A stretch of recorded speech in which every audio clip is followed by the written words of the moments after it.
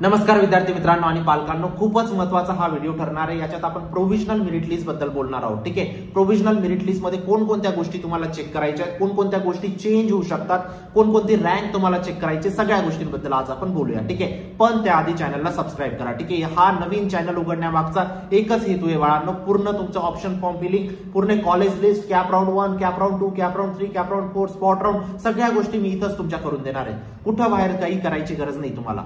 ठीक आहे, मी गॅरंटी देतो सगळे दिवसाला 2-2, 3-3 व्हिडिओज येणार आहेत आणि ते व्हिडिओ तेव्हाच येतील जेव्हा चॅनलवरती सबस्क्रायबर असतील। म्हणून प्रत्येक विद्यार्थी सबस्क्राइब करेल आणि पहिल्या 10,000 सबस्क्रायबर मधून आपण 100 रँडम लकी सबस्क्रायबर काढणार आहोत, ज्यांना 1500 रुपीचा अमेझॉन व्हाउचर जाणार आहे। ठीक आहे, नेक्स्ट तुम्ही असू शकतात, म्हणून चॅनलला नक्की सबस्क्राइब करून ठेवा। ठीक आहे, बघूया आता तुमच्या प्रोव्हिजनल मेरिट लिस्ट बद्दल। ठीक आहे, अशा पद्धतीची तुमची प्रोव्हिजनल मेरिट लिस्ट असणार आहे बाळांनो। आता ही एक सॅम्पल लिस्ट आहे म्हणून मी तुम्हाला दाखवतोय। ठीक आहे, या गोष्टीला आपण थोडंसं व्यवस्थित करून बघूया। ठीक आहे, आता ह्या लिस्टमध्ये तुम्हाला कोणकोणत्या गोष्टी बघायच्या असतात बाळांनो। सगळ्यात पहिले तुमचं नाव, हे जे नाव असतं बाळांनो, हे तुमच्या HSC प्रमाणे नाव असलं गरजेचं आहे। जो पण तुमचा बोर्ड आहे, ट्वेल्थ बोर्डच्या सर्टिफिकेट वरती जे नाव आहे, रिझल्ट वरती जे नाव आहे, तेच नाव तुमचं कॅन्डिडेट आयडी मध्ये पाहिजे। नाही आहे तुम्ही चेंज करावं तुम्हाला लागेल। ठीक आहे, ग्रीव्हन्सेस मध्ये तुम्ही चेंज करू शकता। गोष्ट समजते?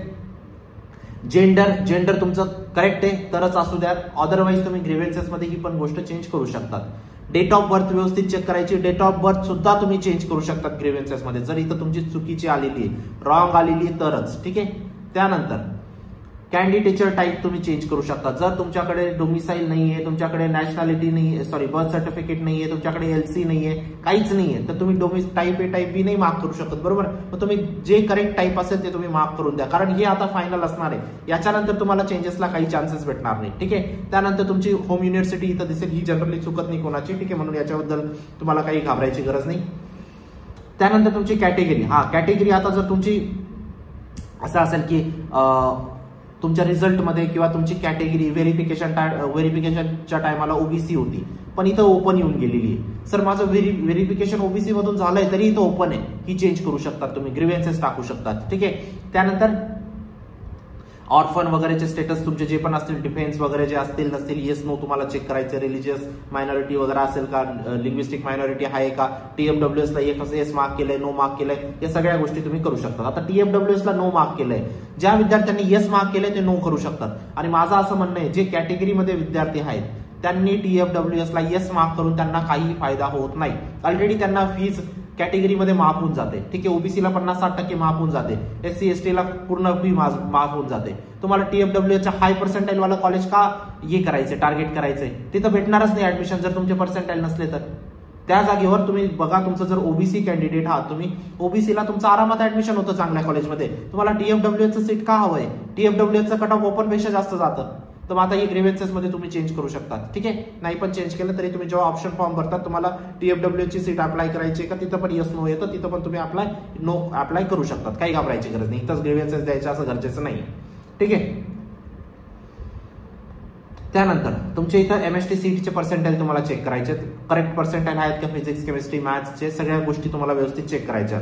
NTA चे तुमचे JEE मेनचे इथं पर्सेंटाईल चेक करायचे, जर तुम्ही JEE ची एक्झाम दिली आहे आणि येस मार्क केलं होतं तरच इथं डिस्प्ले होतील। ठीक आहे, HSC चे तुमचे डिटेल चेक करा, सगळे पर्सेंटेज वगैरे व्यवस्थित, इतकं सगळ्या गोष्टी तुम्हाला इथं चेक करायच्या आहेत। आता येऊया आपण लिस्टवरती, सगळ्यात महत्वाची गोष्ट तुमची प्रोव्हिजनल मेरिट लिस्ट, यालाच म्हणतात तुमची प्रोव्हिजनल मेरिट लिस्ट। मी अजून तुम्हाला थोडंसं झूम करून दाखवण्याचा प्रयत्न करतो। ठीक आहे, प्रत्येक विद्यार्थ्याला दिसत असेल। आता ही असते तुमची प्रोव्हिजनल मेरिट लिस्ट। या लिस्टमध्ये तुम्हाला काय गोष्ट चेक करायची? पहिली गोष्ट जनरल मेरिट नंबर, म्हणजे काय रे बाळांनो, इथं समजूया चला आपण। पहिली गोष्ट काय? जनरल, आता ही गोष्ट व्यवस्थित समजा। ठीक आहे, मेरिट नंबर। आणि एक महत्वाची गोष्ट, ज्या विद्यार्थ्यांनी अजून पण पर्सनल काउन्सिलिंग मध्ये एनरोल केलं नसेल, लवकरात लवकर एनरोल करा, लिंक डिस्क्रिप्शन बॉक्समध्ये टाकलेली। पर्सनल काउन्सिलर तुमची व्यवस्थित कॉलेज लिस्ट बनवतील, जरी कमी पर्सेंटाईल आहे त्या कमी पर्सेंटाईल नुसार जे पण बेस्ट कॉलेज भेटत असेल ती लिस्ट तुम्हाला बनेल आणि तीच लिस्ट तुम्हाला CET ला द्यायची। हा खूप तुमचा आयुष्याचा प्रश्न आहे बाळांनो. इथं चूक नका करू. इथं व्यवस्थित पर्सनल काउन्सिलर कडून बनवून घ्या. कारण लास्ट इयर असे खूप विद्यार्थी होते ज्यांचे 96-97% होते तरी थर्ड क्लास कॉलेजेसमध्ये शिकताय. का रे बाळांनो? मुंबईचे काही कॉलेज टाकून दिले, पुण्याचे काही टाकून दिले, एकही कॉलेज लागलं नाही. ती गोष्ट तुमच्यासोबत नको व्हायला. ठीक आहे, म्हणून व्यवस्थित पर्सनल काउन्सिलर कडून लिस्ट बनवून घ्या. पर्सनल काउन्सिलिंगची लिस्ट डिस्क्रिप्शन बॉक्समध्ये टाकलेली आहे. चला, पहिला असते जनरल मेरिट नंबर. ठीक आहे. दुसरं आहे तुमचं इथं दिलेलं युनिव्हर्सिटी जनरल नंबर. काय दिलेले? University general number. त्यानंतर तुमचं काय दिलेलं आहे? State category number. इथं काय म्हटलंय आता? State category. नंतर काय तुमचं? University state category. आता इथंच तुम्हाला समजून देतो मी काय गोष्टी आहेत. ठीक आहे, नंतरच्या गोष्टी तुम्हाला ऑटोमॅटिक समजते. फॉर एक्झाम्पल, एक कॅन्डिडेट आहे, लेडीज कॅन्डिडेट आहे. फॉर एक्झाम्पल 68% आलेले आहेत. फॉर एक्झाम्पल नाव, लेडीज कॅन्डिडेटचं नाव आपण राशी कन्सिडर करून घेऊ. ठीक आहे, राशीचे लेडीज कॅन्डिडेटमध्ये 68% आलेले आहेत जनरली MST CET मध्ये. आता राशीचा जनरल मेरिट नंबर सपोज 1000 आहे. University registered general merit number suppose राशीचा 985 आहे. स्टेट मेरिट नंबर आहे सपोज राशीचा 700 आणि युनिव्हर्सिटी स्टेट नंबर आहे 600. आता जी राशीने कॉलेज लिस्ट दिलेली आहे, 50 कॉलेजेसची लिस्ट दिली सपोज राशीने, है ना. पहिल्या नंबरचं कॉलेजचं फॉर एक्झाम्पल COEP टाकलंय. COEPला आता राशी तर लेडीज आहे, लेडीज रँक चेक व्हायला पाहिजे सगळ्यात पहिले, पण लेडीज रँक चेक नाही होणार. सगळ्यात पहिले चेक होईल जनरल मेरिट रँक. जनरलने राशीला ऍडमिशन भेटतंय का? भेटतंय. जनरलची सीट द्या राशीला. पण तुम्हाला बेनिफिट सगळे कशाचे भेटतील? तुमच्या याचे भेटतील, कॅटेगरीचे. फीज वगैरे सगळ्या गोष्टी माफ असतील. जनरलची सीट का दिलेली? कारण तुम्हाला पहिल्याच नंबरचं कॉलेज लागून गेलं. याच्यावरती काही कॉलेजेस नाहीये आणि पहिल्या नंबरचं कॉलेज तुमचं जनरलने नसता लागला तर तुमची युनिव्हर्सिटी जनरल नंबर चेक केला असता, त्यानंतर तुमचा स्टेट जनरल नंबर चेक केला असता, त्यानंतर तुमचा युनिव्हर्सिटी स्टेट नंबर चेक केला असता. थोडं थोडं समजतंय. पुढच्या एक व्हिडिओमध्ये डिटेलमध्ये आपण याच्याबद्दल बोलणार आहोत. फक्त थोड्या थोड्या गोष्टी समजण्याचा आता प्रयत्न करा. बघा, आता इथं 78,664 याचा जनरल नंबर आहे. ठीक आहे, विद्यार्थी आहे, स्टुडंट आहे. याचं नाव काय? बॉय आहे ना. आता हा बॉय, याला गर्ल्स कोटा, इथं लेडीज रँक नाही आहे बघा, है ना. तर गर्ल्सचा हे मला वेगवेगळा बघू द्या.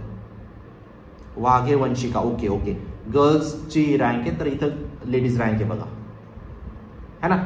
बॉयजला लेडीज रँक नसणार आहे इथं. ठीक आहे. आता जेव्हा ह्या रँकने नंबर नाही लागला तर ही रँक चेक होईल, ही रँकने नाही लागला तर ही चेक होईल, या रँकने नाही आला ही चेक होईल, नंतर ही चेक होईल, नंतर ही चेक होईल, नंतर ही चेक होईल, नंतर ही चेक होईल, नंतर ही चेक होईल.